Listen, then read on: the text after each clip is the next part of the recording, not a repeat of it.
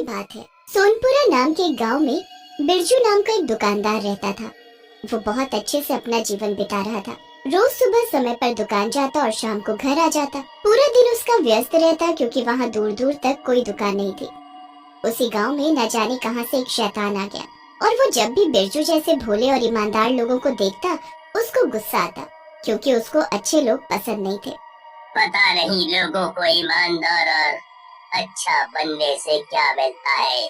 जिंदगी भर बस रोते रहो और ठोकरें खाते रहो। इसीलिए मुझे शरीफ लोग पसंद ही नहीं है। अरे ये तो वही लाट साहब है जिसने मुझे लात मार के ड्राइवर की नौकरी से निकाल दिया था। तो क्या हुआ? मैंने मजबूरी में चोरी की। मैं कोई चोर थोड़े ना था। मेरे जमींदार बाप ने पैसे नहीं दिए तो मैंने कर ली चोरी जुआ खेलने के लिए। गलती तो सबसे होती है, पर इसने मेरी एक न सुनी। आज तो मैं इस लाट साहब की औलाद को सबक सिखा कर रहूंगा। यही सही आदमी है मेरे लिए। इसकी जगह कोई शरीफ ज़्यादा होता तो माफी मांग के गिड़गिड़ा रहा होता मालिक के पैर पकड़ के, पर ये आदमी बिल्कुल मेरी तरह है। और वो शंभू के अंदर समा जाता है। शंभू की आंखें लाल हो जाती हैं और उसके हाथ ऐंठने लगते हैं। फिर जैसे जैसे शैतान शंभू के शरीर पर काबू पा लेता है, शंभू का दिमाग और भी शैतानी हो जाता है और वो शैतान की भाषा बोलने लगता है। कितना अच्छा लग रहा है, अब एक अलग ही नशा सा महसूस हो रहा है। आज बहुत दिनों बाद मानव शरीर मिला है मुझे। चलो आज कुछ मस्ती की जाए। वैसे भी अब मेरा बाप बूढ़ा हो चुका है, आखिर उसके जमींदार होने का कुछ तो फायदा उठाया जाए। शैतान शंभू गांव वालों को ठगना शुरू कर देता है। इस महीने के पैसे कहाँ हैं तुम्हारे? शंभू भाई, मैंने आपको बोला था मुझे लेट होगा, मुझे माफ कर दो। पैसे देने हैं तो अभी दो, और नहीं दे सकते तो तुम्हें मुझे 200 रुपए ज्यादा हर महीने देने होंगे। उसके बाद वो आगे बढ़ जाता है। भगवान हमेशा अपनी दया ऐसे ही मुझ पर बनाए रखे, बस जीवन सुखमय होगा। तभी बिरजू की दुकान पर भूषण आता है। क्या प्रार्थना हो रही है बिरजू सुबह सुबह? बस भाई, भगवान सबको खुश रखे, ऊपर वाले से यही प्रार्थना है। कुछ दूर से ये बातें शैतान शंभू सुन रहा होता है। तेरी प्रार्थना तो मैं जानता हूँ। एक अकेली दुकान है ना तेरी यहाँ, और सबसे ज्यादा पैसे कमाता है तू। एक दिन मैं तुझे बताऊंगा, तेरी सारी दुआ पानी में जाएगी। बिरजू वैसे तो अकेले रहता है, लेकिन उसको दुकान जाने में बिल्कुल देरी नहीं होती है। वो रोज सुबह अच्छे से उठकर घर की सफाई करता, उसके बाद पूजा करके खाना खाकर घर से निकलता है। वो मंदिर की तरफ जा ही रहा होता है, तभी एक गांव वाला भागे भागे उसकी तरफ आता है। अरे बिरजू भाई, जल्दी चलो, तुम्हारी दुकान में तो आग लग गई है, सब कुछ जलकर राख हो गया। जल्दी चलो बिरजू भाई, जल्दी। क्या बात कर रहे हो भाई साहब? ऐसा नहीं हो सकता, ऐसा नहीं हो सकता। उस गांव वाले के साथ बिरजू अपनी दुकान की तरफ भागते हुए जाने लगता है। पेड़ के पीछे छुपा शंभू शैतान ये सब देखकर बहुत खुश हो रहा होता है। बिरजू अपनी दुकान के पास पहुंचता है और जोर जोर से रोने लगता है। अरे मैं तो लुट गया, मेरा सब कुछ बर्बाद हो गया। अब मेरा जीवन कैसे चलेगा? मैं कैसे जी पाऊंगा? भगवान, ये तूने क्या किया? मैं तो तुझे कितनी पूजा करता था, याद से रोज तेरी सेवा करता था। ये सदमा बिरजू बर्दाश्त नहीं कर पाता। उसको लगता है उसका जीवन ही खत्म हो गया, इसलिए वो गांव की बड़ी नदी में जाकर छलांग लगा देता है, जिससे उसकी मृत्यु हो जाती है। फिर मरने के बाद उसकी आत्मा एक रूप ले लेती है। तभी वहाँ अचानक यमराज आ जाते हैं और वो उससे बोलते हैं। हेलो बिरजू, अब इस दुनिया से जाने का वक्त आ चुका है, तुम्हें हमारे साथ चलना होगा। चलना होगा मतलब? कहाँ चलना होगा मुझे? और आप कौन हो? मैं यमराज हूँ, तुम अब मर चुके हो, इसीलिए मैं तुम्हें लेने आया हूँ। अब तुम्हें हमारे साथ चलना होगा। लेकिन जिसकी वजह से मेरी मृत्यु हुई, उसका क्या?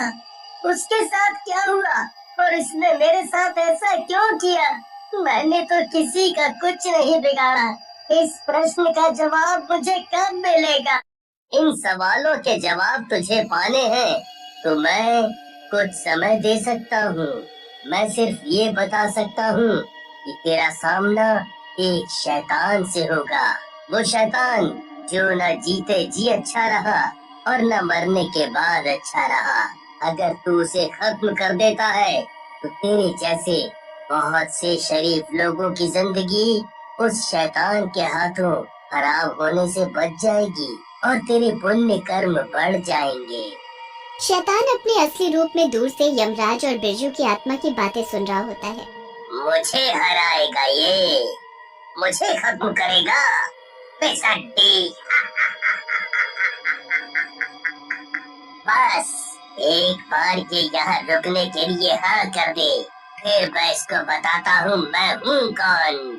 मुझसे पंगा लेना तो बहुत भारी पड़ेगा इसके लिए। लेकिन यमराज जी, मैं ये जानना चाहता हूँ कि आखिर वो शैतान बना कैसे? यमराज बिरजू को शैतान की कहानी बताने के लिए बीते दिनों में जाते हैं। जिंदगी भर तूने लोगों के खून पसीने की कमाई लूटी है, पर तू ये भूल गया इन पैसों का मरने के बाद कोई काम नहीं है। ये पैसे तुम यहीं कचरे में फेंक दो। ये पैसे तुम अंदर नहीं लेकर जा सकते। ये मेरे जीवन भर की कमाई है, मैं इसको ऐसे जमीन पर छोड़कर नहीं जा सकता। मैं इन पैसों को लेकर ही अंदर जाऊंगा। मैंने पूरा जीवन इसमें बिता दिया, तो मैं इसको छोड़कर अंदर कैसे आ जाऊं?